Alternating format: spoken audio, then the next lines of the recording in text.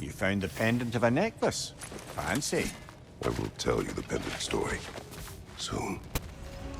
The pendant you found, brother. Do you recognize it? Does it have some significance? Yes. It belonged to my wife. It was Faye's. No. My first wife, Lysandra.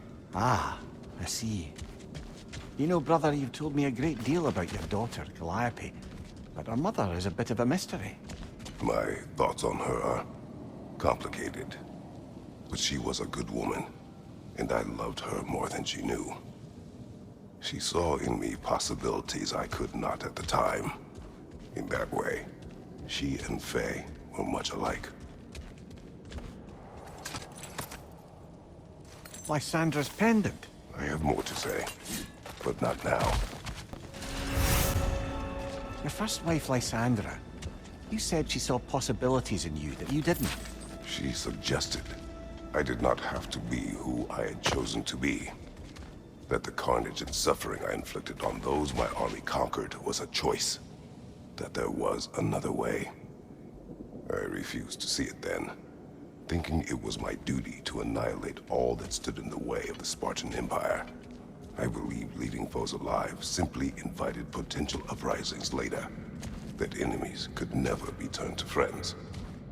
I was wrong. Lysandra's pendant again. I suspect your story isn't complete. Yes, but I know. Later. Lysandra was clearly important to you. Why did you say your feelings for her were complicated? because she was a good wife, and I was not a good husband. I refused to listen, to heed her advice. I commanded armies, had responsibilities to them I thought greater than those to her. But that was hubris, an ambition. The truth is, it never even crossed my mind to consider her advice or needs. So, when I think of her, I can only see my failures. She deserved better from me. And that was long before my oath to Ares led to... All that was to follow. I understand, brother. Love can make us wish to improve.